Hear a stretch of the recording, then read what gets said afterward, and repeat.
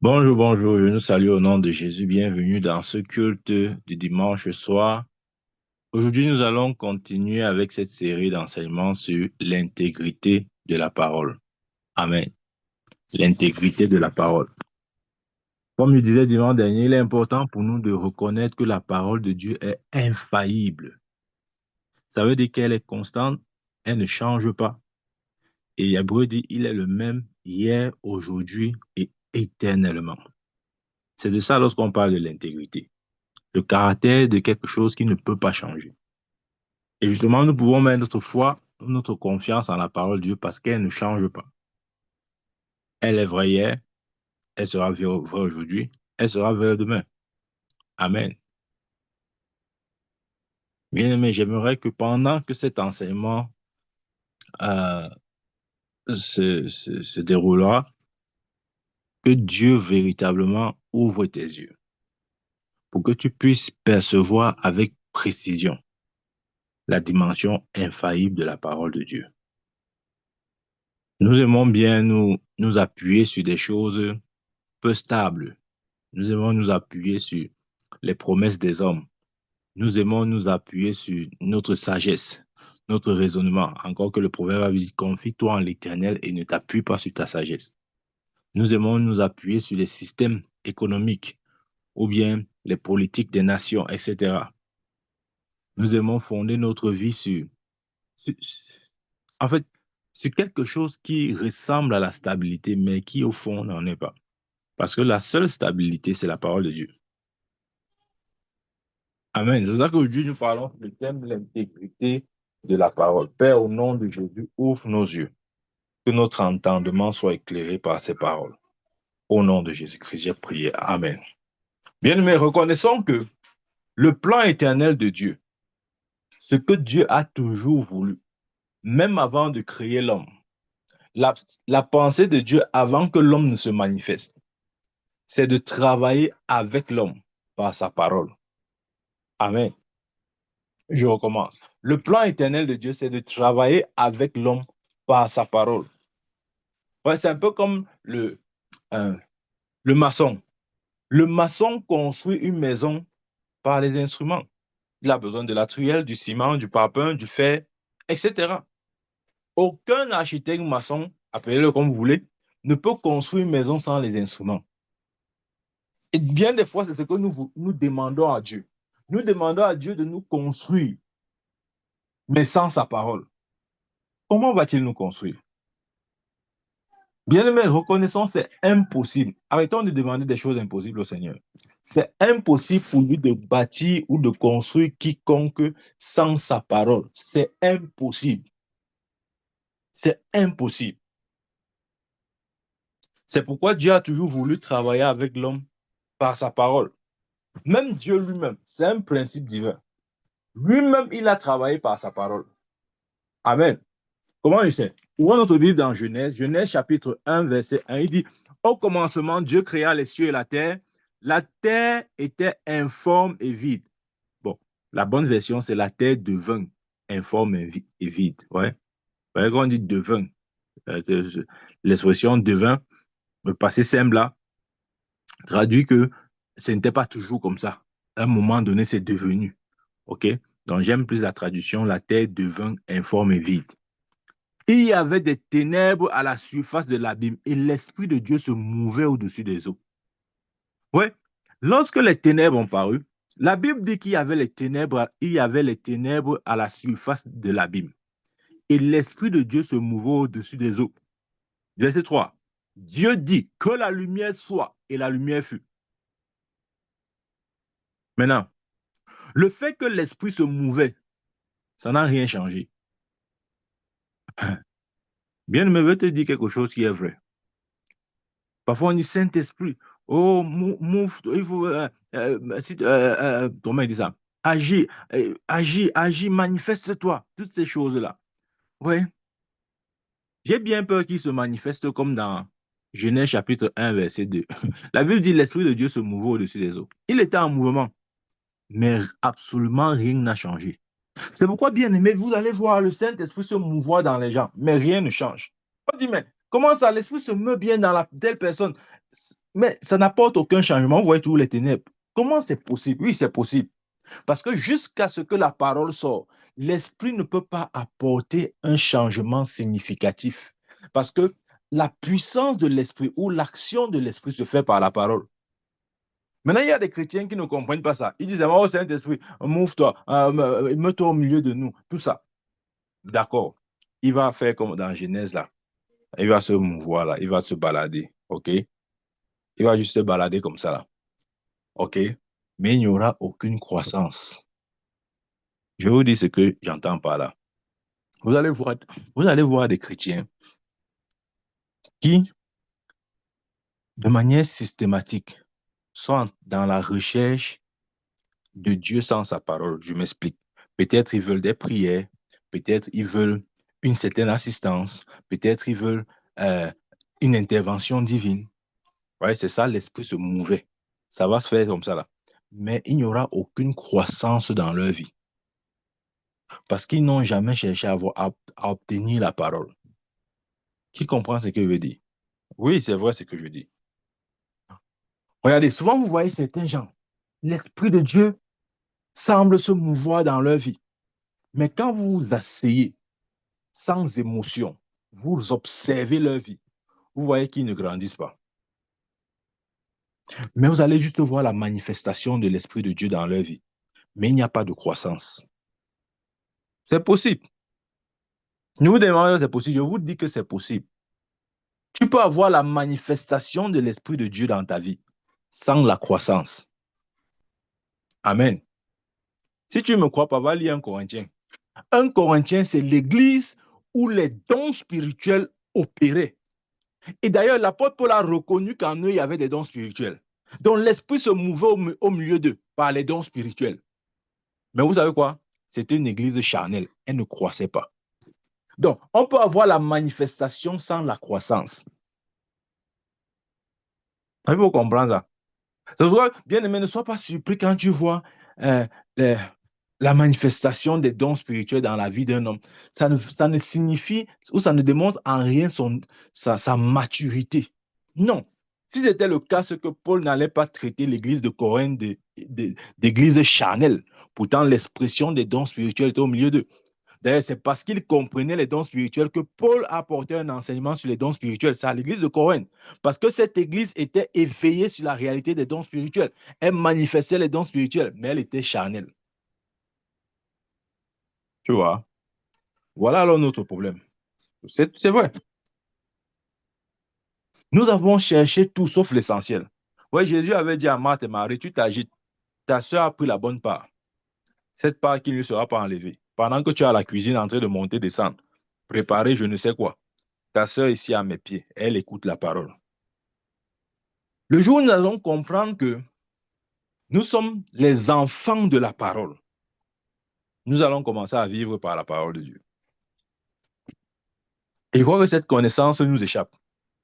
Nous ne nous définissons pas comme étant le produit de la parole. Ce que je veux dire, c'est que c'est la parole qui nous a engendrés. Attends, tu ne crois pas, il n'y a pas de problème. Dans 1 Pierre chapitre 1, verset 21, il dit là-bas, tu vois bien, mais quand j'ouvre la Bible comme ça, c'est bien d'ouvrir avec moi. N'attends pas seulement la lecture. Dans 1 Pierre, nous sommes le produit de la parole. Amen. Ouais. Si nous manquons de nous définir aussi de cette manière, nous allons vivre une vie très bizarre. 1 Pierre chapitre 1, verset 23. Il dit, puisque vous avez été régénérés, non par une semence corruptible. Ici, la semence corruptible, ça fait référence à la semence de l'homme, ou si vous voulez, le sperme de l'homme, parce que c'est la semence de l'homme. Nous avons été régénérés, non par une semence corruptible, mais par une semence incorruptible, par la parole vivante et permanente de Dieu. C'est ça qu'il appelle la semence incorruptible. Amen. Non, bien aimé, ne nous embrouillons plus sur ce point-là. Ne cherchons pas juste les manifestations sans la consistance, sans la substance même qui est la parole. Parce que bien que l'esprit se mouvait, les ténèbres demeuraient. Maintenant, elle veut te dire, c'est jusqu'à ce que la parole de Dieu arrive que les ténèbres vont disparaître. Amen. Il dit, l'entrée de ta parole donne la lumière. Dans le Somme, l'entrée de ta parole donne la lumière. Si nous ne laissons pas la parole de Dieu littéralement nous pénétrer, nous allons demeurer dans les ténèbres. Même si nous verrons, même s'il est possible que l'on voit une certaine manifestation de l'esprit. Oui, c'est possible. Je te dis que c'est possible. Amen. Donc, Dieu veut traiter ou travailler avec l'homme par sa parole. Parce que sa parole révèle son caractère. Sa parole, c'est son intégrité. Sa parole révèle le caractère infaillible de Dieu. Ce Dieu qui n'échoue jamais. Nous servons un Dieu qui n'échoue jamais. Amen. Et pourquoi est-ce qu'il nous demande de faire confiance à sa parole? Dans Hébreux chapitre 11, verset 3, il dit là-bas, c'est par la foi que nous reconnaissons que le monde a été formé par la parole de Dieu, en sorte que ce qu'on voit n'a pas été fait des choses visibles. Attendez, parlons un peu de ce verset. OK? Je relis. C'est par la foi que nous reconnaissons que le monde a été formé par la parole de Dieu, en sorte que ce qu'on voit n'a pas été fait des choses visibles. Le monde a été formé par la parole de Dieu. Revenons dans le grec. Quand il dit le monde qui a été formé, le mot grec qui a été traduit ici par monde, c'est aion. Je nous ai déjà expliqué la différence entre aion et cosmos. OK? Que le monde a été formé, que le aion a été formé. Le mot grec utilisé pour former, c'est katatizo. Ouais? Nous reconnaissons par la foi que le aion a été katatizo par la parole de Dieu. C'est quoi le aion? Le aion, c'est la période de temps, l'âge, ou si vous voulez, l'ensemble des événements qui se succèdent ou qui se produisent au cours d'une période bien donnée. C'est ça le aion. Amen. Mais le cosmos, lui, il renvoie, quand Jésus dit par exemple, prenez courage car j'ai vaincu le monde, dans Jean 16, 33 là-bas. Le mot monde là-bas, ce n'est pas aion, c'est cosmos. Et cosmos signifie gouvernement, cosmos signifie terre, cosmos signifie habitant de la terre, cosmos signifie race humaine, cosmos signifie la multitude sans Dieu, cosmos signifie ceux qui sont hostiles à Christ, cosmos signifie ceux qui sont hostiles aux affaires de Dieu. Ouais, c'est ça le cosmos. Mais le aion, c'est une dispensation, une période de temps où l'ensemble des événements qui se succèdent durant une période de temps bien précise. Ça, c'est le aion. C'est ça qu'il dit ici. C'est par la foi que nous reconnaissons que le monde, que le aion a été formé, a été katatizo. Katatizo, le mot grec signifie redresser, ajuster, compléter, équiper, mettre en ordre, arranger, ajuster, perfectionner. Faire de quelqu'un ce qu'il doit être. Ah, j'aime bien cette autre traduction. Le mot katatizo, c'est rendre capable, c'est être accompli. Ouais, donc ça veut dire que c'est pas la parole de Dieu que Dieu a perfectionné. Le aion. Bien aimé, ça veut dire quoi? Ça veut dire que par la même parole, tu peux perfectionner ton aion. Tu peux perfectionner ton monde. Tu peux déterminer les circonstances de ta vie. Tu peux décider de ne pas être une victime, mais quelqu'un de victorieux. C'est possible. C'est ce que la Bible dit ici. C'est possible parce que c'est par le même principe que Dieu a formé le monde. Amen. C'est pour ça que Dieu voudrait que nous mettions notre confiance dans l'infaillibilité de sa parole, plus que sur toute autre chose. Amen. Bien-aimé, crois en la parole de Dieu. Tu vois, tout ce que j'essaye de t'expliquer là, c'est pour te donner des évidences sur la réalité que la parole de Dieu est infaillible et digne de confiance. Nous aimons mettre notre confiance, comme j'ai dit, dans des systèmes, dans des hommes, dans tout ce qu'on veut. Mais nous ne la plaçons généralement pas souvent dans le Christ et dans sa parole. C'est pour ça que Jésus avait dit, si votre foi n'est pas semblable à celle d'un enfant, vous n'entrerez pas dans le royaume de Dieu. Parce que l'enfant, en semaine, j'ai enseigné ce principe-là. L'enfant fait confiance, mais l'adulte raisonne. Ouais, si tu parles à un adulte, il va te croire ou ne pas te croire en fonction des analyses qu'il fera de ce que tu dis. C'est-à-dire que c'est sur la base de son raisonnement qu'il va décider de te faire confiance ou pas. Mais l'enfant n'opère pas comme ça, bien aimé. L'enfant ne raisonne pas. Il ne raisonne pas avec son intelligence. Non. Il ne raisonne pas au sujet des paroles qu'il entend. Non. Il va au-delà des paroles. Il recherche le caractère. Et l'enfant croit au caractère. Il ne croit pas au raisonnement. C'est pourquoi Jésus a dit, si vous n'avez pas la foi comme la foi des enfants, vous n'entrerez pas dans le royaume de Dieu. Ça veut dire, l'enfant croit au caractère. Regardez, si je prends mon fils, je le mets au premier niveau d'un immeuble et je suis en bas, et je lui dis, saute, je vais t'attraper. Si je dis saute, il va sauter. Ouais, l'enfant en ce moment ne cherche pas à savoir si papa a la force, la capacité de m'arrêter. Est-ce qu'il pourra vraiment m'arrêter? Non, il saute parce qu'il a confiance en mon caractère. Le caractère voudrait que quoi? Que papa ne peut pas me laisser tomber. Ça, c'est la foi dans ce caractère qu'il a vu en moi.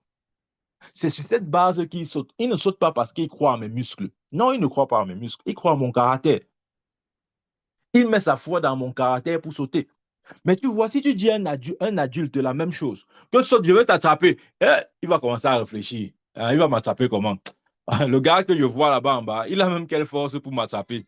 Ah, dis donc, c'est un blagueur, il ne peut pas m'attraper, il ne va pas m'attraper. Il va raisonner comme ça, il ne va jamais sauter. Amen. Pourquoi? Parce que il agit par le raisonnement. Il a une foi basée sur le raisonnement. Il ne met pas sa confiance dans le caractère. C'est pour ça que Jésus a dit, ayez la foi des enfants. Bien aimé, lorsqu'on parle du caractère, la parole de Dieu, c'est son caractère. La parole de Dieu, c'est son intégrité qui est engagée. Ne croyons pas que la parole de Dieu, ouais, comme on a l'habitude de mentir facilement, là, on croit que c'est comme ça que Dieu est. Que non, Dieu aussi peut blaguer comme on blague là.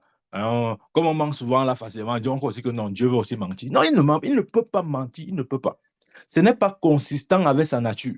Il ne peut pas mentir. Même s'il veut, il ne peut pas.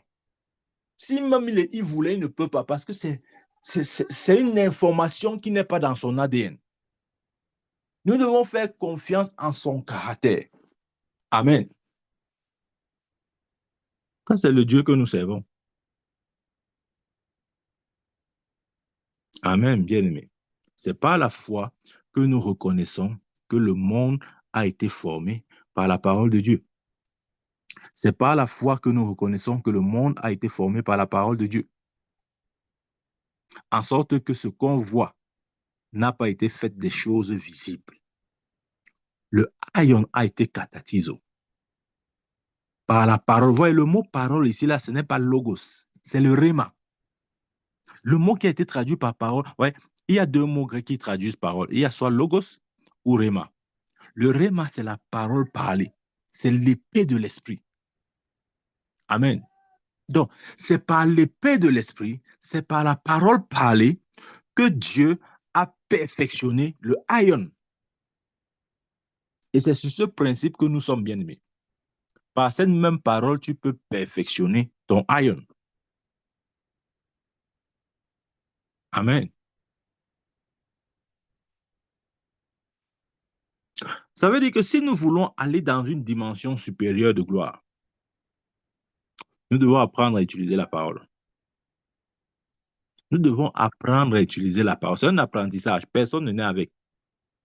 Nous devons apprendre à utiliser la parole. Oui, la parole est comme un instrument. Ouais, un militaire apprend à utiliser son arme. Un chasseur, son arme. Même un footballeur apprend à utiliser le ballon. Oui. Parce que s'il n'apprend pas à utiliser, à manier le ballon, il ne sera pas un grand footballeur. Parce qu'il est Il a appelé grand footballeur sur sa capacité à manier le ballon. Vous voyez ce qu'il veut dire? Donc, de la même manière, notre vie est construite sur notre capacité à utiliser. Ouais, j'explique. Écoutez bien mes mots. J'ai dit utiliser. Tu vois, il faut souligner le mot utiliser là. J'utilise les bons mots. À utiliser la parole. Je n'ai pas dit à connaître, j'ai dit à utiliser. On connaît beaucoup, mais on ne sait pas utiliser. Ouais, si je te donne une arme là, une arme à feu, tu peux savoir que j'ai l'arme à feu, mais est-ce que tu sais utiliser l'arme qui est entre tes mains?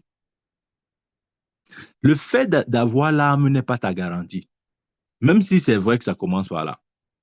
Mais tu ne seras pas à l'abri juste parce que tu possèdes l'arme. C'est faux.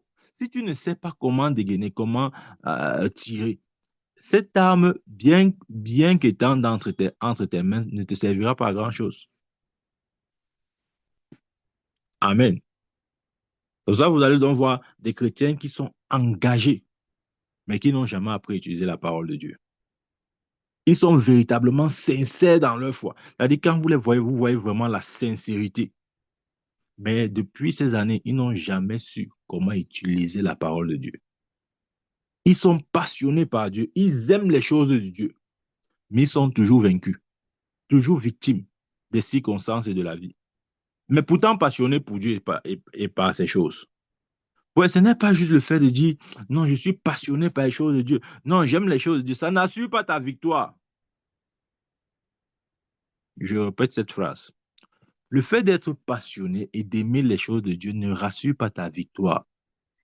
Ce n'est pas vrai. Amen. Il y a d'autres qui sont toujours en train de prier en attendant un certain changement. Bien aimé, cette formule ne marche pas toujours. Ah non. Regardez, Osée dit quoi? Mon peuple périt faute de connaissance. Il n'a pas dit faute de puissance, il n'a pas dit faute de prière, mais il a dit faute de connaissance. Et si la connaissance, ce n'est pas juste la connaissance intellectuelle. Voyez, j'ai dit tout à l'heure, apprendre à utiliser la parole. C'est une connaissance, comment dire, que l'on peut utiliser, que l'on peut rendre effectif, que l'on peut manier, manipuler. Ce n'est pas juste une connaissance théorique. Ouais, je prends un exemple. Quand on était au lycée, etc., on a fait la chimie. On dit, oh, quand tu mélanges tel métaux avec tel métaux, tel produit chimique avec tel produit chimique, ça donne telle chose. Tout ça était théorique. On n'était jamais allé au laboratoire. Vous voyez? Ça fait qu'on n'avait pas une connaissance expérimentale, on avait une connaissance théorique. Et l'effet de la connaissance théorique est que après 1, 2 ans, tu as tout oublié. Parce que tout ce qui est théorique est appelé à s'effacer. Ça ne demeure pas bien aimé. Tout ce que tu ne peux pas utiliser ne te sert à grand, ne te sert pas, ne te sert à grand, ne te sert pas à grand chose. C'est vrai. On récitait toutes les formules chimiques là. Aujourd'hui, si vous me demandez même à quoi ressemble un métal ou un produit chimique, je ne connais plus rien parce que toute la connaissance n'était qu'intellectuelle. Je n'ai expérimenté aucune de ces réactions-là. On dit, oh, la réaction de deux atomes d'hydrogène avec un atome d'oxygène, je sais que ça ressemble à quoi dans la réalité. Je ne savais pas. Je récitais juste comme un perroquet. Et ça, c'est la connaissance théorique. Elle ne sert à rien. Elle va juste t'aider à passer ton examen. Et après, tu vas oublier tout. La preuve, j'ai tout oublié. Amen. Donc, lorsqu'il parle de la parole, il dit utiliser. Est-ce que tu sais utiliser? Non, je n'ai pas demandé si tu récites. Je sais que tu récites. Tu es un bon récitateur. Maintenant, est-ce que tu sais utiliser? Je n'ai pas demandé est-ce que c'est dans ta mémoire? Je sais. Tu as une bonne mémoire. Tu peux réciter 250 versets par cœur, je sais. Mais est-ce que tu peux utiliser? C'est ça ma question. Amen. Bien, mais ouais, ce dont on parle aujourd'hui, c'est vraiment un sujet très sérieux. Ouais, et quand nous ne comprenons pas la dimension infaillibilité ou intégrité de la parole, nous allons facilement croire que d'autres réussissent parce qu'ils ont, d'une certaine manière, reçu de Dieu une miséricorde ou une faveur particulière. Non, non, non. Il n'y a pas de faveur particulière. Ça n'existe pas. Les gens pensent que non, il y a une grâce particulière pour le succès. je vais vous dire, il y a plusieurs types de grâce, c'est vrai. Mais, mais pour la réussite et le succès, nous avons tous reçu la même grâce. Maintenant, je peux comprendre que il peut avoir peut-être la grâce pour enseigner la parole de Dieu, ça je comprends, ok? J'enseigne parce que Dieu m'a donné la grâce pour enseigner. Si tu n'as pas cette grâce pour enseigner, tu peux ne pas enseigner comme j'enseigne, ça c'est vrai. Mais je ne parle pas de cette grâce-là, la grâce pour une fonction particulière. Moi, je parle de la grâce pour être un succès, pour réussir, pour être victorieux dans la vie. Si c'est cette grâce-là, bien aimé, ne pense pas qu'il y a quelqu'un qui a reçu ça. Et c'est pour ça qu'il réussit. Et toi, vraiment, tu es en quête de cette grâce. Il te faut cette grâce-là. Te voilà, alors chaque jour, oh Seigneur, donne-moi la grâce pour réussir. La grâce pour réussir. Vraiment, il faut te calmer. Il n'y a pas de grâce pour réussir. Ou bien, je vais dire ça autrement, la grâce que tu cherches là, ça t'a déjà été donné. Amen. Il y a des gens qui pensent que non, certains ont reçu la grâce et d'autres pas. Voilà pourquoi ils ont réussi, d'autres ont échoué. Non. Gloire soit rendue à Dieu qui nous fait toujours triompher, qui nous fait. Le nous là, c'est mis pour tous ceux qui sont nés de nouveau. Amen. Donc, la grâce pour vivre une vie victorieuse nous a déjà été donnée en Christ Jésus. Dans Jean 1, verset 16, 17, là, il dit, nous avons reçu grâce pour grâce. Donc, de la même manière que Jésus était un succès dans sa génération, nous avons aussi la même grâce pour devenir des succès dans notre génération. Amen. Bien aimé, débarrassons-nous des mauvaises compréhensions. Débarrassons-nous des mauvaises compréhensions.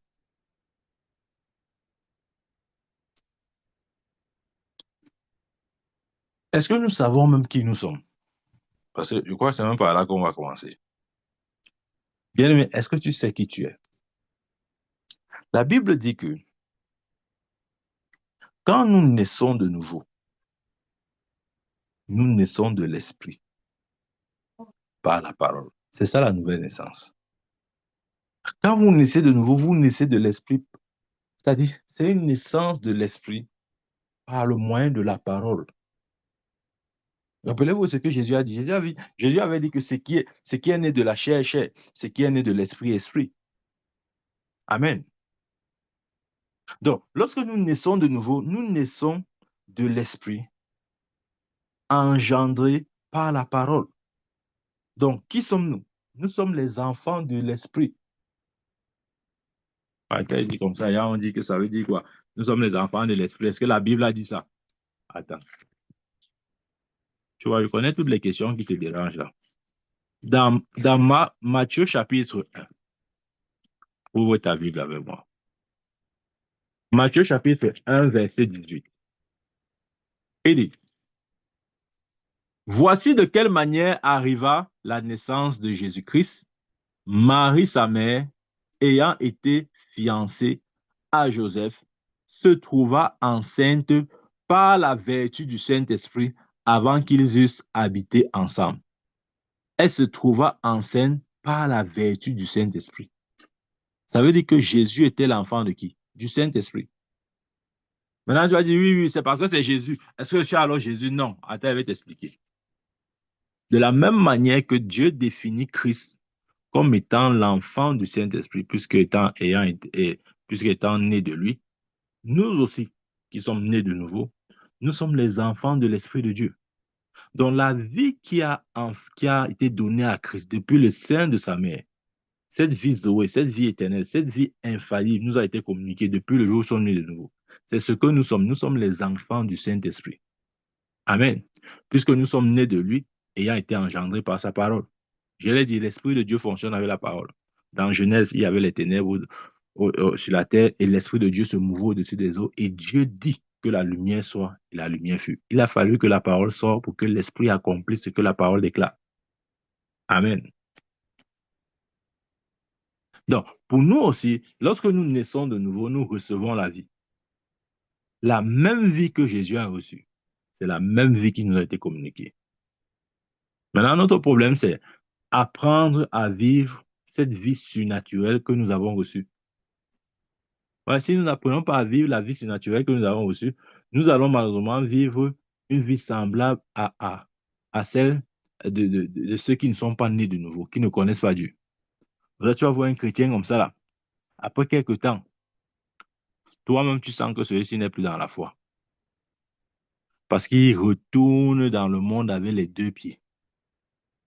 Pourquoi? Il estime qu'il a été dans la foi. Il a voulu voir les résultats, mais il n'a pas vu. Et il s'est dit, autant mieux retourner dans le monde. Bien-aimé, si tu n'as pas vu les résultats étant dans la foi, ça veut dire que tu n'as rien compris de ce qu'est la foi ou du christianisme. Amen. Ouvrons notre Bible dans Jean chapitre 16.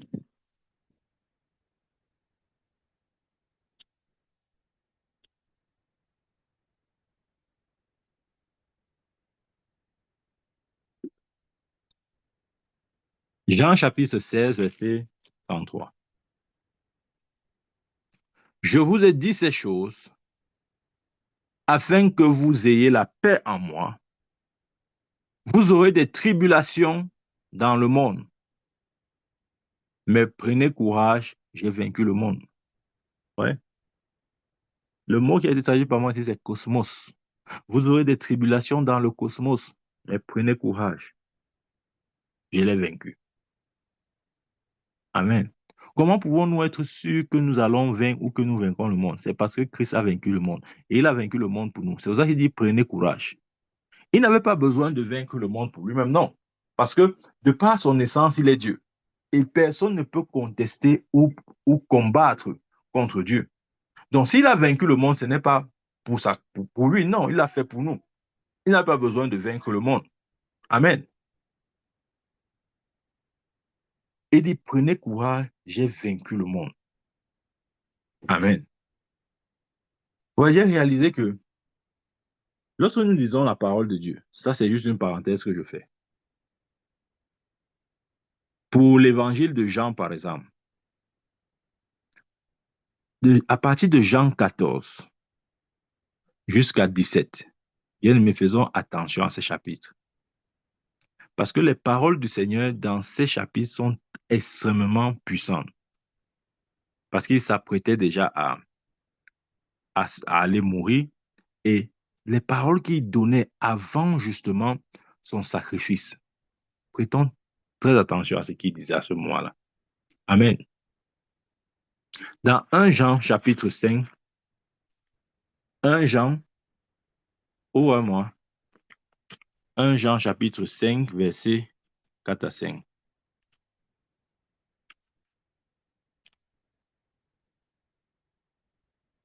1 Jean chapitre 5, verset 4. C'est Jean qui parle, il écrit, tout ce qui est né de Dieu triomphe du monde. Et la victoire qui triomphe du monde, c'est notre foi.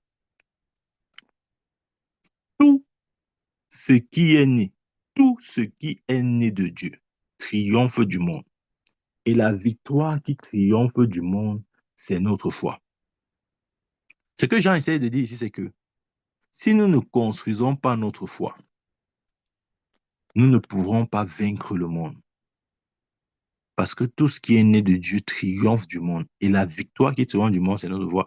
Le mot ici, en fait, un autre synonyme qui donne à la foi, c'est la victoire qui triomphe du monde. Ça, c'est un synonyme de la foi. Ouais, la foi signifie la victoire qui triomphe du monde. La foi est notre victoire, est notre garantie, est la garantie de notre victoire sur le monde. D'où la nécessité pour chacun de bâtir sa foi. Tu vois, ne donne cette charge à personne. Ne dis pas que non, mon prophète bâtit ma foi. Alors, je ne suis. C'est pas comme ça. Je ne fais pas ça. Ne reste pas là, tu dors, tu dis que non, mon prophète va bâtir ma foi. Ça, je dis que non, je ne suis pas dedans. Amen. C'est chacun qui doit bâtir sa foi. Pourquoi quand tu manges, tu ne me demandes pas, tu ne m'invites pas d'avaler à ta place? Quand tu manges, c'est toi qui avales. Et quand tu avales, ça ne part pas dans mon estomac. Donc ne me demande pas de faire ce que toi tu dois faire. Il appelle ici la foi la victoire qui triomphe du monde. Amen. Il dit quoi? C'est notre foi. Bien-aimé, tu possèdes la victoire, la preuve, l'évidence de ta victoire ou de ton triomphe sur le monde, c'est ta foi. C'est vrai, c'est ta foi. Et ne me dis surtout pas que tu n'as pas, tu en as. Parce que tu ne peux pas croire au Seigneur Jésus sans la foi. Ce n'est pas possible. Si tu crois au Seigneur Jésus, et je crois que tu crois au Seigneur Jésus, ça veut dire que tu as la foi. C'est cette foi-là qui triomphe du monde. Ce n'est pas une autre foi. Ouais, les gens pensent il y a 1000 fois. Non, il n'y a pas 1000 fois. Il y a une seule foi. Amen. Il n'y a pas 1000 fois. Il y a une seule foi. Et c'est cette foi-là qui nous établit victorieux sur le monde. Lorsque Isaïe parle dans Isaïe 60, il dit, je lis à partir du verset 1, lève-toi, sois éclairé, car ta lumière arrive, et la gloire de l'Éternel se lève sur toi. Verset 2, voici les ténèbres couvrent la terre et l'obscurité des peuples. Mais sur toi, l'Éternel se lève. Sur toi, sa gloire apparaît. Ouais, ça c'est un des versets les plus puissants de l'Ancien Testament parce que ici le prophète annonce l'Église. Si vous n'avez pas remarqué, il annonce l'Église. Il dit, voici les ténèbres couvrent la terre et l'obscurité les peuples. Les ténèbres ici, c'est le royaume de Satan. C'est Satan son royaume. Il couvre la terre et l'obscurité des peuples. Mais sur toi ici, c'est qui? C'est celui qui est né de Dieu. Parce que c'est tout ce qui est né de Dieu triomphe du monde et la victoire qui triomphe du monde, c'est notre foi. Mais sur toi, l'Éternel se lève. Sur toi, sa gloire apparaît. Sur toi, l'Éternel se lève, sur toi, sa gloire apparaît. Ouais, le prophète a vu la gloire de l'Église. Cette gloire qui a été cachée pour eux dans l'Ancien Testament, mais qui nous a été révélée pour nous dans le Nouveau Testament.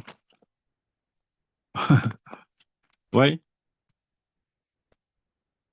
Ouais, nous devons nous sentir non seulement privilégiés, mais aussi euh, contents de savoir que ce que d'autres ont prophétisé, nous, nous ne prophétisons plus, mais nous vivons la réalité. Nous sommes dans la substance, nous sommes dans l'évidence de ce qu'ils ont annoncé. Amen. Qu'est-ce qui est plus glorieux? Prophétiser ou vivre la prophétie? Bien sûr, vivre la prophétie. Gloire à Dieu pour ceux qui ont prophétisé, mais mieux encore pour nous qui vivons la gloire qui a été prophétisée. Amen. Ça, c'est notre position en Christ Jésus. Bien-aimé, je te parle de qui tu es. Je ne te parle pas de qui les hommes de Dieu sont. Non, je parle de qui tu es, toi qui m'écoutes. Amen.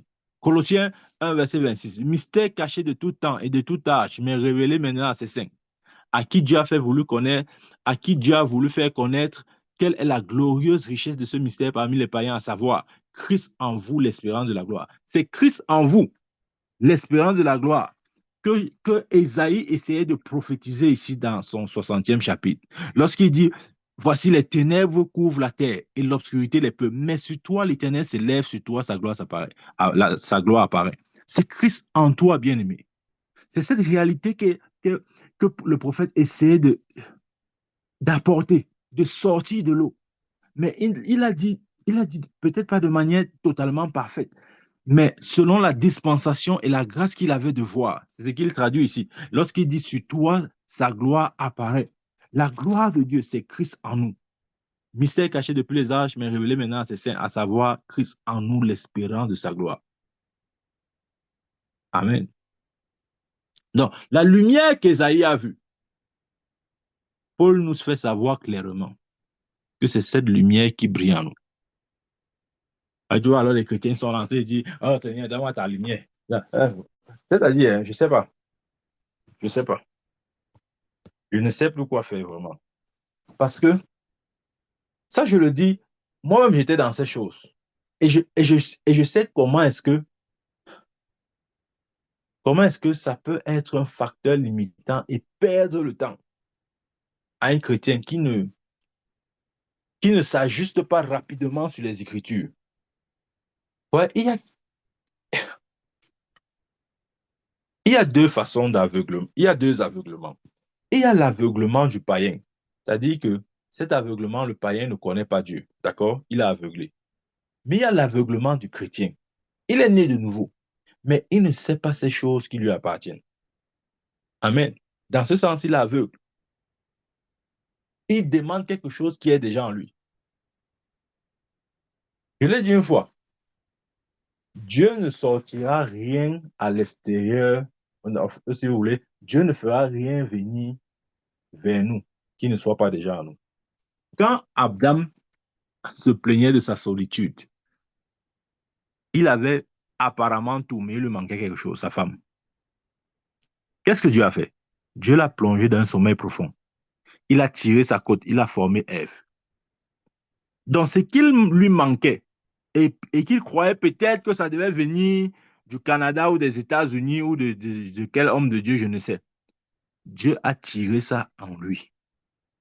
Maintenant, si un terrestre, raisonnons ensemble, si Adam, le premier Adam qui était terrestre, a trouvé sa solution en lui, à combien plus forte raison nous, les célestes, ouais, nous n'avons pas Ève en nous. Parce que Adam avait Ève en lui. Mais nous, les chrétiens, nous n'avons pas Ève en nous. Ce qui est en nous et qui doit être révélé, c'est Christ. Amen. De la même manière que Ève était en Adam et que Adam n'avait pas reconnu que Ève était en lui. C'est comme ça que beaucoup de chrétiens sont. Ils sont en Christ, mais ils ne reconnaissent pas que Christ est en eux.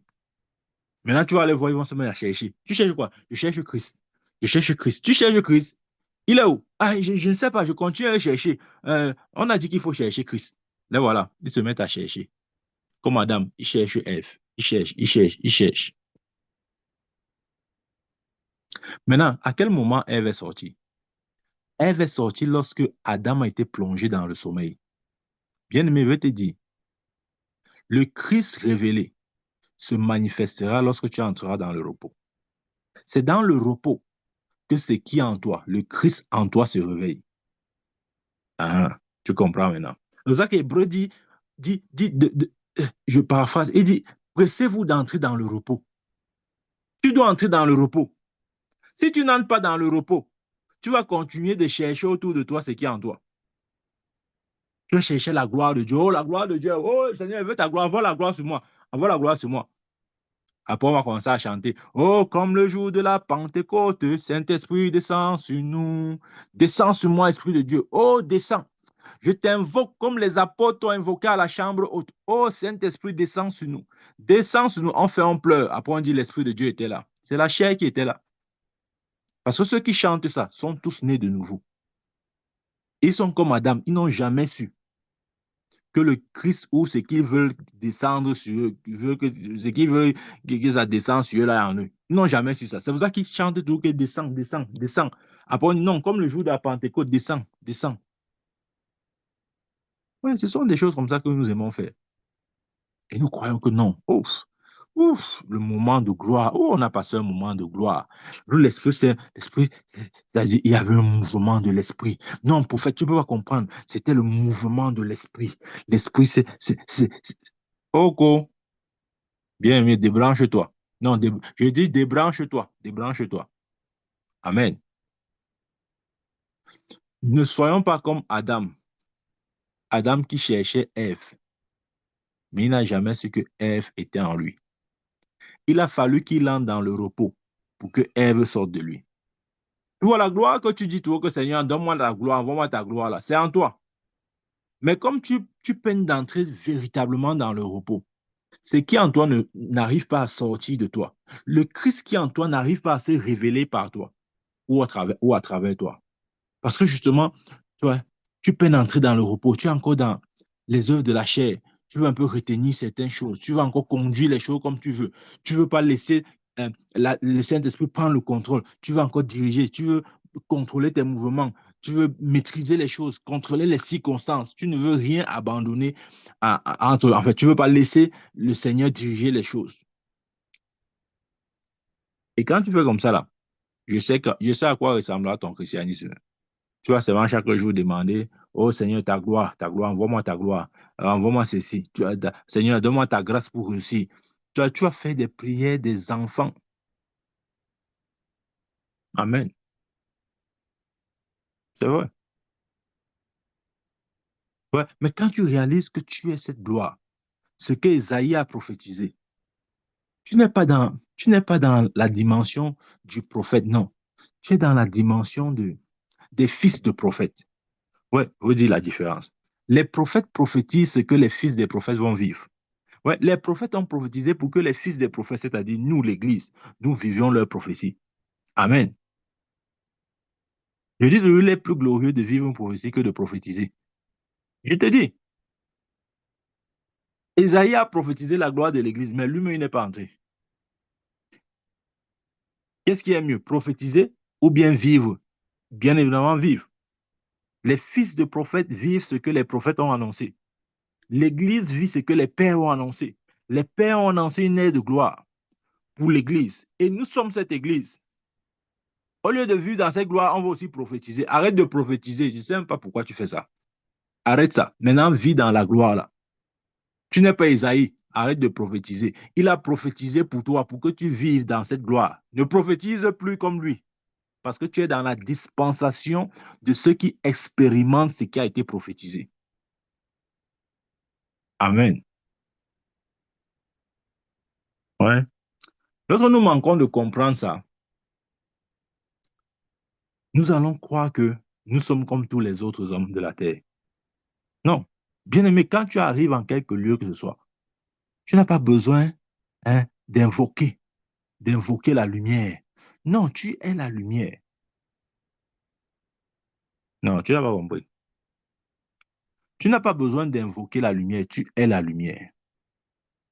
Des fois, on opère à des niveaux, à des basses fréquences, et on se contente des résultats, croyant que c'est le standard de Dieu pour nous. Non, nous ne sommes pas censés appeler la lumière, parce que nous sommes la lumière. La lumière n'appelle pas la lumière,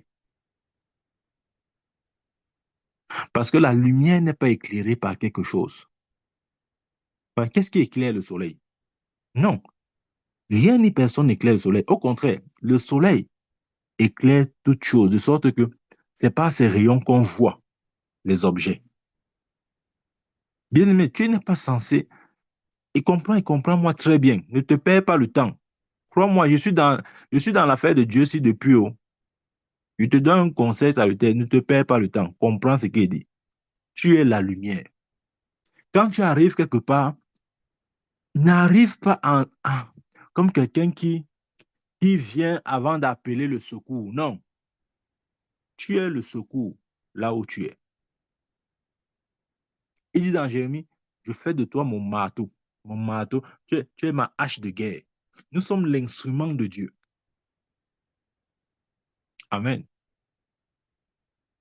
Donc, quand nous arrivons quelque part, sachons que c'est la lumière qui vient. Amen. Et parce que c'est la lumière, nous agissons. Regardez un peu Jésus. Regardez même les apôtres. Quand il veut parler de Jésus, là, tu vas dire que non, c'est Jésus, c'est Jésus. Attends, je te connais. Regarde même les apôtres.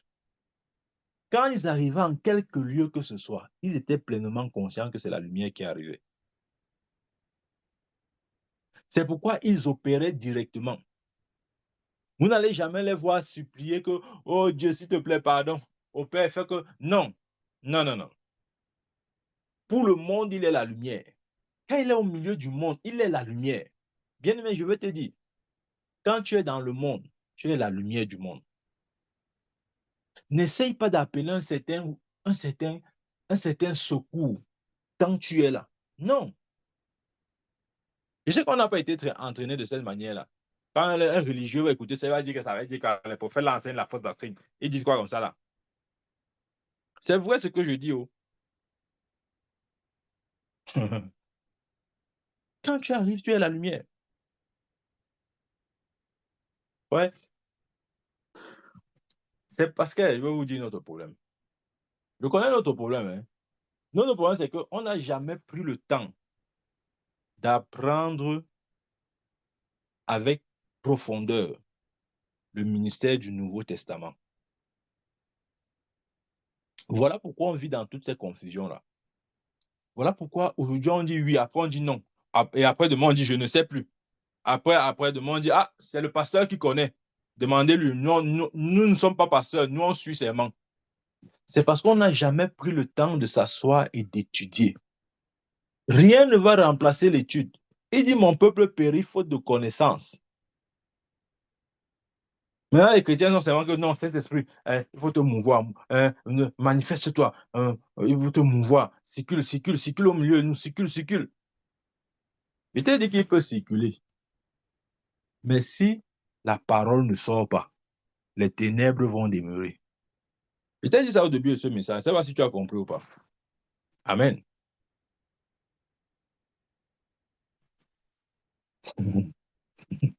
Ouais, les choses ne sont pas comme on pense. Nous devons étudier le ministère du Nouveau Testament. Qu'est-ce que Dieu dit dans le Nouveau Testament? Ouais, ce que Isaïe a prophétisé dans Isaïe 60.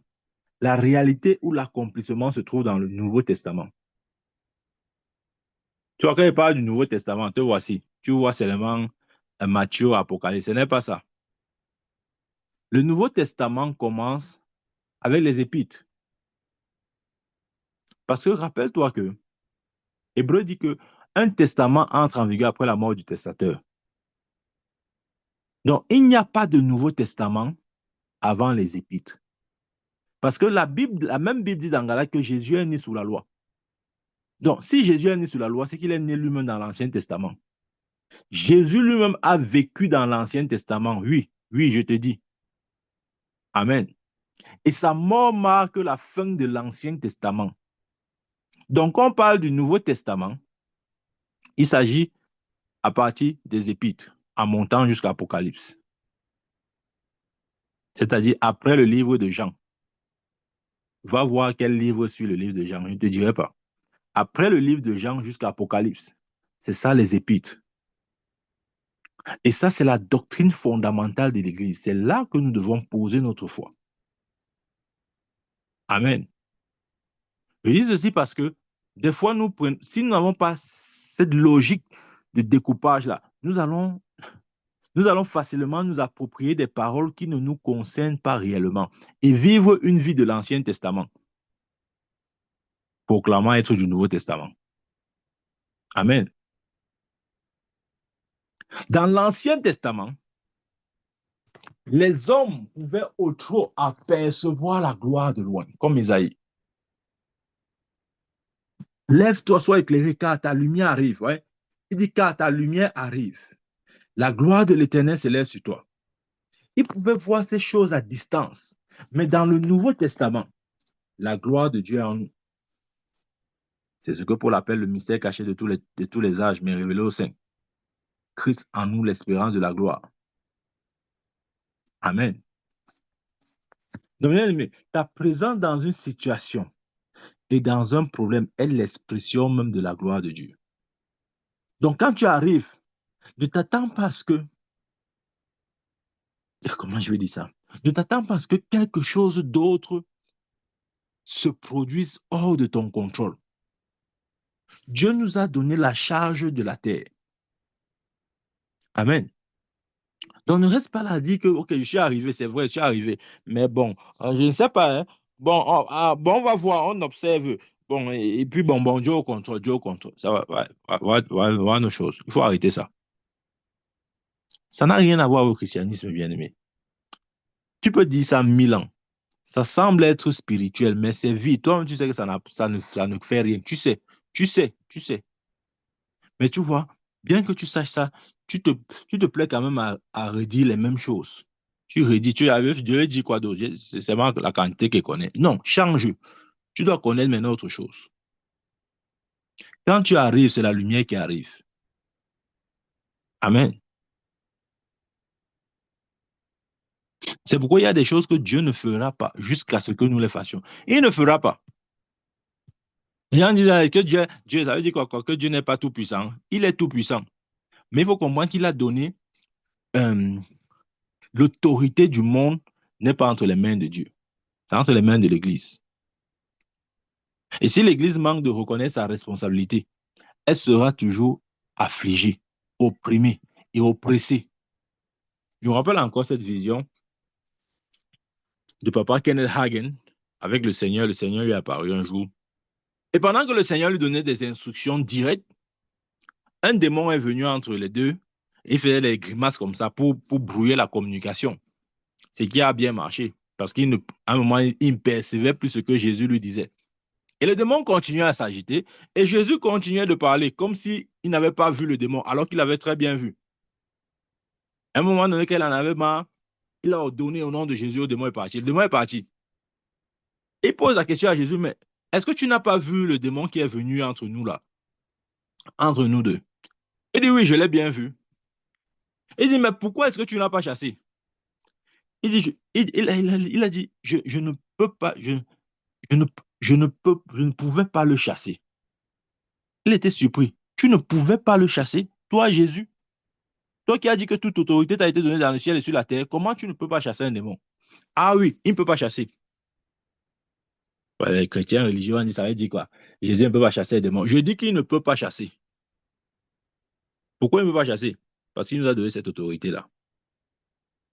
Nous devons discerner ce qui nous appartient. Dieu ne peut pas opérer là où nous devons opérer. Dieu ne peut pas parler là où nous devons parler. Nous devons comprendre ça bien. N'attends pas que Dieu parle là où tu dois parler. Il ne parlera pas. N'attends même pas qu'il agisse là où toi tu dois agir. Il n'agira pas. Ouais, c'est l'esprit religieux qui fait croire que non. C'est Dieu qui agit partout, il fait tout. On reste là, on est spectateur. Non. Nous ne sommes pas des spectateurs, nous sommes des acteurs. La Bible présente l'Église comme le corps de Christ. Maintenant, elle te pose la question.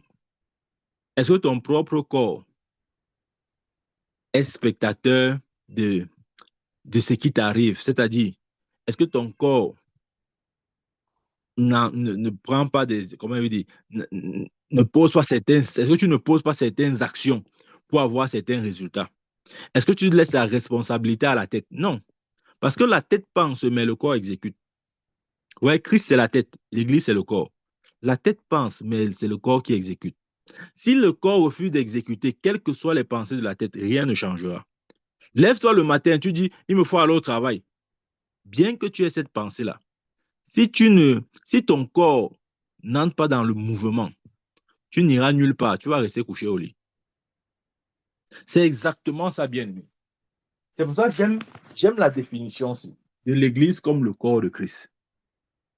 Quel que soit ce que tu peux penser ou concevoir de ta tête, ce n'est pas tes mains et tes pieds que tu les réalises. La tête ne réalise rien. La tête conçoit. Arrêtons de demander à Jésus de réaliser ce qu'il a conçu. Il ne réalisera pas. Amen. Il a conçu et réalisé notre autorité, en fait. Nous donner l'autorité, ce que veut dire. Maintenant, ça s'arrête là. Il n'ira pas plus loin. Si nous refusons de faire usage de cette autorité, c'est notre problème, bien aimé. Amen. Donc, ne soyons pas des des bébés qui attendent que Dieu fasse tout pour eux. Même avec nos enfants, à un moment donné, quand tu le nourris, à un moment donné, tu lui dis, mange de toi par toi-même, mange, arrête la cuillère là, tu manges. Tu vas pas rester là, tu nourris un bébé de 6 mois. Après, tu viens trouver un vieillard de 15 ans que tu es en train de dire que tu nourris. Tu nourris quoi? C'est-à-dire, il a 15 ans. Il a 15 ans. C'est-à-dire, il finit d'aller jouer avec ses amis. Il rentre le soir, il dit, maman, nourris-moi. Toi aussi, tu prends la cuillère, tu le nourris. C'est ce que nous faisons. Ça peut faire rire, mais c'est ce que nous faisons. Nous ne pouvons pas éternellement attendre d'être assistés. Nous devons maintenant prendre nos responsabilités. Amen. Et l'assurance que Dieu nous donne, c'est le caractère infaillible de sa parole. Il dit, mes enfants, comptez sur ma parole. Appuyez-vous sur elle. Elle ne ment pas. Vous pouvez dire, écris la prophétie grave là. Elle s'accomplira. Si elle tarde, attends-la. Parce qu'elle s'accomplira, elle s'accomplira certainement. La parole de Dieu est infaillible, bien-aimé. Amen. Nous pouvons donc mettre notre confiance en elle et vivre dans la victoire qui est la nôtre. Ouais, notre assurance dans la parole de Dieu. Dieu dit ceci. Notre assurance de la parole de Dieu est déterminée par le degré de conscience que nous avons de qui nous sommes. Amen. Si nous ne sommes pas conscients de qui nous sommes, nous ne pouvons même pas avoir l'autorité ou l'assurance nécessaire. C'est pourquoi Satan fait tout pour que nous perdions de vue notre identité. Si tu ne sais pas qui tu es, tes actions seront hésitantes. Tu vois ce qu'il dit? Mais quand tu sais qui tu agis avec assurance. Amen.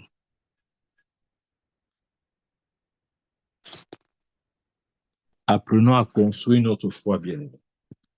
Ouais, quand on parle de l'intégrité de la parole de Dieu, il s'agit aussi de notre foi en elle, dans cette parole-là. Amen. De la même manière que nous avons appris, parce que peut-être nous ne savons pas, nous avons appris à avoir peur. Nous avons appris. C'est vrai, nous avons appris. Quand l'enfant naît, l'enfant n'a pas peur. Il n'a pas peur. Il apprend ça de qui? Soit de son entourage ou de ses parents. Voilà où l'enfant apprend la peur. Amen. Donc, de la même manière que nous avons appris la peur, apprenons maintenant la foi. Parce que la foi est l'opposé de la peur. Comment apprendre la foi? Romains 10, verset 17. La foi vient de ce qu'on entend vient de la parole de Dieu. Ça, c'est une partie. Deuxième partie, par l'étude, par, par la méditation de la parole de Dieu et par notre entourage aussi. Ça veut dire, entourons-nous des personnes qui parlent le langage de la foi. Ne reste pas avec les gens qui sont toujours négatifs, qui vont te dire comment vraiment rien ne va marcher, comment vraiment tu t'embrouilles, comment vraiment tu ne peux pas réussir, comment vraiment ton père n'a pas réussi, ta mère n'a pas réussi, ta grand-mère n'a pas réussi, ce n'est pas toi qui vas réussir dans cette famille. Comment il va te dire comment vraiment votre lignée là est une lignée maudite, personne ne sort la tête de l'eau. Comment, quand tu es entouré de telles personnes, c'est pas à toi de immédiatement. La Bible dit les mauvaises compagnies corrompent les bonnes mœurs. Amen. Si toi qui es bon, tu te mélanges avec les mauvais, ne crois pas que tu vas changer les mauvais. Non, tu ne vas pas les changer. Ah, ah, tu comprends maintenant. Les mauvaises compagnies corrompent les bonnes mœurs. Tu peux être bon, mais si le bon part au milieu des mauvais, tu vas être corrompu. Ouais, ça me rappelle l'histoire d'un homme de Dieu. On a dit qu'il avait dit un jour qu'il a un ministère en faveur des prostituées, que Dieu l'appelle pour prêcher l'évangile au milieu des prostituées. Donc, chaque soir maintenant, il partait dans les secteurs des prostituées. Dit qu'il prêche l'évangile, selon lui. Hein. Il est arrivé là-bas, on l'a prêché. Ouais. La mauvaise compagnie corrompt les bonnes mœurs. Il avait dit à Ézéchiel, ce n'est pas à toi, à Jérémie, ce n'est pas à toi d'aller vers eux, mais c'est à eux de venir vers toi.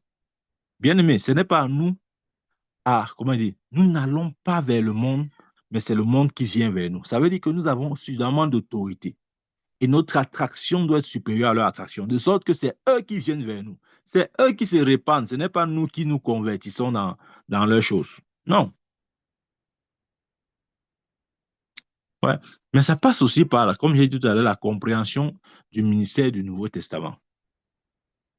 Je prends un exemple. Ouais, parce que nous sommes en train de parler au sujet de la foi. Je prends un exemple. Dans l'Ancien Testament, les gens, certains n'avaient pas du tout la foi. OK? Par exemple, Jésus pouvait dire euh, comment vous n'avez pas de foi, ou bien Jean de peu de foi, et ces choses-là. Parce que dans l'Ancien Testament, l'enseignement, comment je dis ça? Euh, Dieu n'a donné l'enseignement de la foi qu'à la dispensation de l'Ancien Testament. Dans le Nouveau Testament, Romain dit que nous avons reçu la mesure de foi.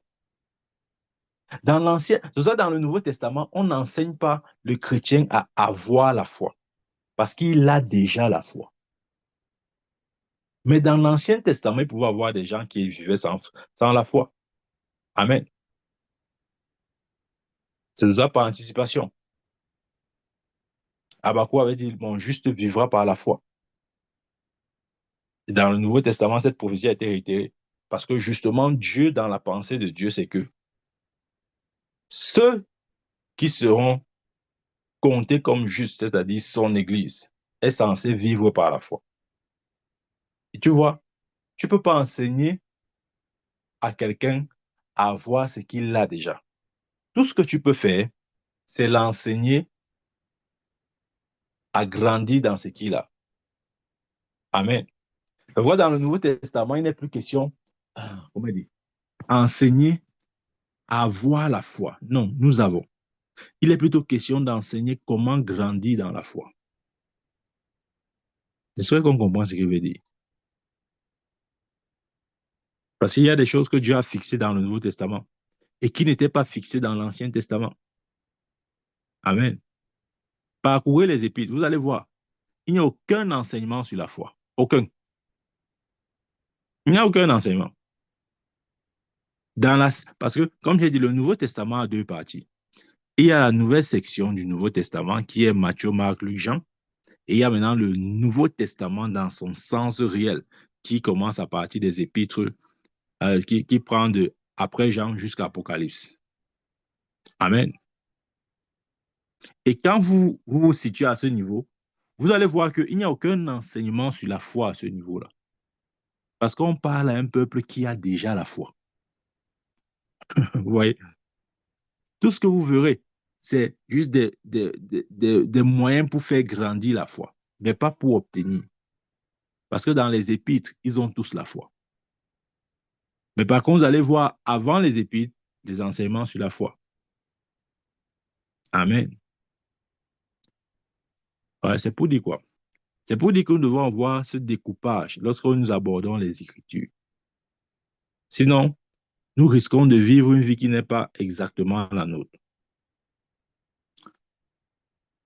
La mort de Jésus a marqué la fin de l'Ancien Testament et le Nouveau Testament a pris effet lorsque l'Esprit de Dieu est descendu. Acte chapitre 2. Et ça marque aussi le début de l'ère de l'Église. Vous voyez? La descente du Saint-Esprit. C'est important d'avoir ces découpages-là. C'est très important. Et pour nous qui sommes dans la lumière, sachons ceci, Dieu nous appelle pour éclairer. Il avait dit quoi à Paul? Dans Acte 26, Acte chapitre 26, Acte 26, verset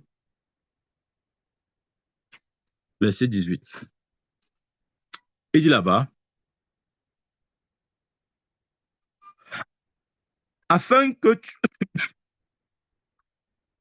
tu leur ouvres les yeux pour qu'ils passent des ténèbres à la lumière, de la puissance de Satan à Dieu, pour qu'ils reçoivent par la foi en moi le pardon des péchés et l'héritage avec les sanctifiés. Oui. Paul devait ouvrir les yeux des aveugles. Comment? Par la prédication et l'enseignement de la parole. Parce que c'est la parole qui ouvre les yeux. Oui. Il envoya sa parole et sa parole les guérit. C'est la parole qui guérit de la cécité spirituelle. Et nous avons besoin de cette parole. Nous avons besoin de cette parole parce que le Dieu de ce monde, qui est Satan, a aveuglé l'esprit, l'intelligence des hommes.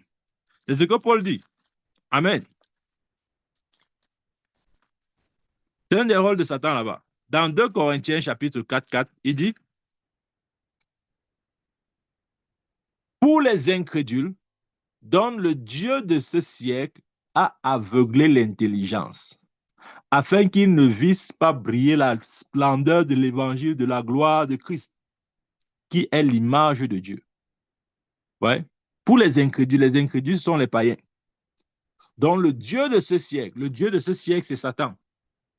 À quel moment il est devenu Dieu de ce siècle? Le jour où Adam a mangé le fruit défendu. Ce même jour, l'autorité adamique a été transmise transmise à Satan. Et c'est ce jour qu'il est devenu le Dieu de ce monde. Amen. Et dit pour les incrédules dont le Dieu de ce siècle a aveuglé l'intelligence afin qu'ils ne vissent pas briller la splendeur de l'évangile de la gloire de Christ qui est l'image de Dieu. Wow. Donc notre rôle, c'est d'amener. Ouais. Quand il dit ici là, pour les incrédules dont le Dieu de ce siècle, ouais, une autre version dit le Dieu de ce monde. Ouais. Et le mot monde là-bas, c'est Ion. Rappelons-nous, j'ai expliqué Ion. Le Dieu de ce monde. Satan est le Dieu du Ion. Amen. Du système, des gouvernements. Il est le Dieu, c'est lui qui contrôle. C'est pourquoi vous voyez les gouvernements de ce monde sont corrompus. Parce qu'ils sont sous l'influence du Dieu de ce monde. Le Dieu du Ion. Amen. Mais nous venons avec la prédication de l'évangile pour libérer les yeux, pour ouvrir les yeux des aveugles, pour qu'ils passent des ténèbres à la lumière, de la puissance de Satan à la puissance de Dieu, en les amenant pas seulement à la repentance, mais à la nouvelle naissance. Oui, parce que la mort de Jésus, ça c'est aussi un point important dans le salut qu'il faut comprendre. Notre rédemption a été accomplie par la mort de Christ. C'est pourquoi 1 Jean 2,2 dit, il a été une victime expiatoire non seulement pour nos péchés, c'est-à-dire les péchés des Juifs, mais aussi pour ceux du monde, c'est-à-dire les non-Juifs. Donc par la mort, la rédemption a été consommée. Amen. Tous les hommes, la rédemption signifie que tous les hommes ont été rachetés. Mais vous voyez, si Dieu voulait seulement racheter les hommes, il se sera arrêté là. Dieu n'avait pas pour plan de racheter l'humanité. C'est beaucoup plus bien aimé. Dieu ne nous a pas accordé un rachat. Si Dieu nous accordait juste un rachat, c'est que Christ devait se limiter à sa mort. C'est pourquoi j'ai un problème lorsqu'on ne prêche que la mort. Non, ce n'est pas juste une question de rédemption. Dieu avait à l'idée la nouvelle création, la mise sur pied de la mise sur pied de la nouvelle création. Et ici, quelqu'un en Christ, il est une nouvelle créature. Les choses anciennes sont passées, voici toutes choses sont devenues nouvelles. Dans la pensée de Dieu, c'était mettre sur pied une race nouvelle, une nation élue, un sacerdoce royal, un peuple acquis, qu'il appelle dans 2 Corinthiens 5,17 la nouvelle création. Donc, la nouvelle création que nous sommes devenus en Christ Jésus est le fruit de la rédemption. Nous sommes le résultat de la mort de Christ. Je reprends. Nous sommes le résultat de la mort de Christ. Vous savez, lorsque nous jetons ou nous mettons en terre un noyau de mangue, le résultat de cette action-là, c'est quoi? C'est que justement, plus tard, nous ayons des mangues. Dans les mangues que tu suces là, sont le résultat de la mort d'un noyau. Il a fallu qu'un noyau meure pour qu'une multitude de mangues puissent paraître. En fait, c'est ça, en fait.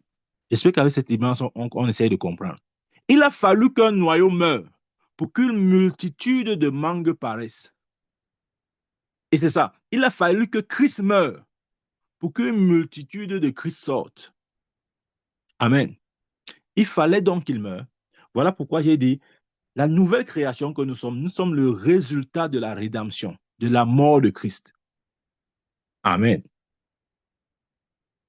Tu vois, si tu manques de reconnaître ces vérités, je peux te rassurer, ta vie chrétienne sera une vie religieuse. Je te dis la vérité. Il y a des vérités qui affranchissent. Si tu ne laisses jusqu'à ce que tu entres en contact avec ces vérités, tu n'es pas libre. Tu es juste un petit religieux. Oui, oui, oui. Oui, oui. Je ne suis pas en train de t'insulter. Non, non, loin de là. Mais je suis en train de te dire la vérité. Il a dit, vous connaîtrez la vérité et la vérité vous affranchira. C'est la vérité qui affranchit. Les gens croient que non. Mon prophète, tu ne comprends pas. C'est quand je veux prier que je serai affranchi. Prie 1000 ans. Si tu n'as pas la connaissance de la vérité, la parole qui libère, tu ne seras pas libre. Amen. Tu ne seras pas libre. Tu ne seras pas libre. Non, c'est important de comprendre ça. Lorsque nous réalisons qui nous sommes en Christ Jésus, Nous vivons une vie victorieuse.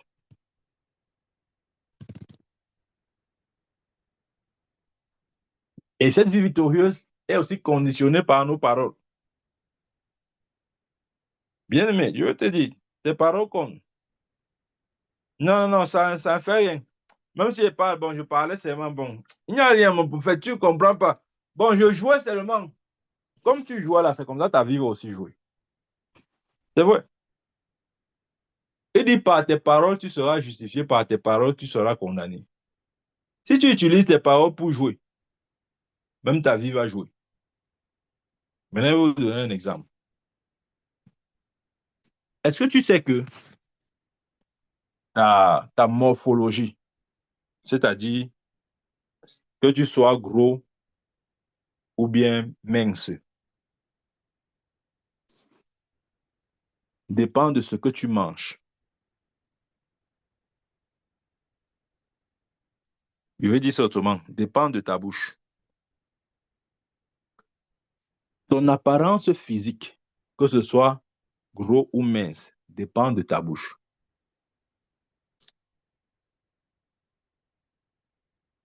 Est-ce que c'est possible de dire que j'ai faim, mais j'ai oublié que j'avais la bouche? Non. Ouais. Si Dieu a conditionné notre, notre apparence physique à l'usage de notre bouche, de même notre apparence spirituelle est aussi conditionnée par notre bouche. Sur un plan de vue naturel, quelqu'un qui mange à tout moment, il finira par devenir gros. Son apparence physique est conditionnée par sa bouche. Et spirituellement, c'est la même chose. Ton apparence spirituelle est conditionnée par ta bouche. Ce que tu dis, même si tu ne vois pas physiquement l'effet de ces paroles ont un effet dans le règne de l'esprit. Et ça va produire soit la vie, soit la mort, dépendamment de ce que tu as dit. Amen. Bien-aimés, mettons notre foi en la parole de Dieu. Croyons en elle. C'est l'intégrité de Dieu qui est engagée. C'est le caractère de Dieu. Ne croyons pas que c'est un risque. De fois, on se dit que non, crois en Dieu là. Pour certains, c'est comme le loto. Hein. Bon, c'est un risque. Hein. Bon, en fait, ça peut marcher comme ça ne peut pas marcher. Ça dépend. Hein. Bon, je t'encourage à t'engager, mais vas-y prudemment. Parce que bon, tu sais, ces choses sont un peu abstraites comme ça là. On ne maîtrise pas vraiment. Hein. On ne maîtrise pas vraiment. Bon, on dit que c'est la parole de Dieu. Bon, oui, si tu veux, mais raisonne. Il faut réfléchir, d'accord? Dieu t'a donné le cerveau. N'abandonne pas ta vie aux Écritures. Ce n'est pas possible. Dieu t'a donné le cerveau pour que tu réfléchisses, sinon il ne devait pas te donner le cerveau. Donc réfléchis, tu as compris? Oui, lis la Bible un peu, mais pas beaucoup. Pas beaucoup parce que bon, tu as d'autres choses à faire. Il n'y a pas que ça dans la vie, tu dois faire autre chose. Euh, ok, d'accord, vas-y sur ce chemin. Vas-y, mais prudemment, hein, prudemment. Vas-y prudemment. Ouais, il y a les chrétiens comme ça, là. Ils sont dans la foi de manière prudente. C'est-à-dire, c'est comme si on les a proposé une voie dont ils ne sont pas très sûrs. Et ils marchent comme des aveugles, en tâtonnant. On marque un pied, on guette à gauche, à droite. Hein? Le pont s'est cassé. Le pont bouge. Hey, ça bouge. Non, non, fuyons, fuyons. Aussi longtemps que nous faisons ça, nous nous perdons le temps. Nous nous perdons le temps. Attendez, je veux finir avec ça. Ouvrons encore Hébreu là. Je vais chuter avec ce verset. Hébreu chapitre 11. Hébreu chapitre 11. Il dit, or, la foi est une ferme assurance des choses qu'on espère, une démonstration de celles qu'on ne voit pas. Pour l'avoir possédée, les anciens ont obtenu un témoignage favorable. Si nous voulons un témoignage favorable, c'est par notre foi. Pour l'avoir possédé, les anciens ont obtenu un témoignage favorable. Si vous lisez le verset 4, vous allez voir de quel témoignage favorable il s'agit. Par exemple, le verset 4 dit, c'est par la foi qu'Abel offrit à Dieu un sacrifice plus excellent que celui de Caïn. C'est par elle qu'il fut déclaré juste, Dieu approuvant ses offrandes, et c'est par elle qu'il parle encore quoique mort. Verset 5. C'est par la foi qu'Enoch fut enlevé, pour qu'il ne vit point la mort, et qu'il ne parut plus, parce que Dieu l'avait enlevé. Ouais. C'est ça le témoignage favorable. Vous pouvez continuer de lire la liste des héros de la foi. C'est par la foi qu'ils ont eu un témoignage favorable. Maintenant, ce qui m'intéresse, c'est le verset 1. Il dit, or, la foi est une ferme assurance des choses qu'on espère, une démonstration de celles qu'on ne voit pas. Une autre version dit, oh Seigneur, l'évidence. Ouais, la foi, c'est l'évidence, c'est la preuve. C'est la preuve. Ouais, en justice, on vous dira toujours, apportez vos preuves. Là, en justice, on ne tranche pas sur les paroles, non. On tranche sur les preuves. Tout ce que tu dis, même si c'est vrai, si tu ne peux pas démontrer, ça sera simplement irrécevable. On ne valide pas quelque chose juste parce que tu as dit. On valide parce que tu as apporté la preuve. Et la foi, dans ce sens, est notre preuve. C'est ça la foi. C'est pourquoi la foi n'échoue pas. Tout ce qui est né de Dieu triomphe du monde et la victoire qui triomphe du monde, c'est notre foi. C'est la victoire qui triomphe du monde, c'est la foi. Ça n'échoue pas. C'est l'évidence, c'est la preuve. C'est ce que nous apportons pour justifier ou démontrer quoi que ce soit. Si tu achètes un terrain, la preuve que le terrain t'appartient, ce n'est pas ce que tu dis, c'est le titre foncier. Jusqu'à ce que tu présentes le titre foncier au juge, ce terrain, même s'il t'appartient, ne sera pas reconnu comme étant ta possession. Ouais. C'est pourquoi notre héritage en Christ, bien qu'il nous appartient, sans notre foi, nous ne pouvons pas jouir de ce qui nous appartient. Et dans ce sens, la foi est comme le titre foncier, c'est la preuve. Ça veut dire que quand quelqu'un a la foi, il n'a plus besoin d'une autre chose additionnelle. Non. La foi en elle-même, elle est suffisante, parfaite, totale. Elle n'a pas besoin de complément. On ne complète pas la foi. La foi complète toute chose. Ouais, il y a des gens qui pensent non, à la foi, s'il faut compléter, non, on ne complète pas. On ne complète pas la foi. La foi est totale, parfaite et complète. Amen. Et lorsque je parle de foi, j'inclus un, la parole, et deux, l'action, parce que Jacques a dit, la foi sans action est une foi morte. Donc, lorsque nous avons l'évidence, qui est la combinaison de la parole et des actions, ça veut dire que nous avons la foi. Et nous n'avons pas besoin d'un autre complément.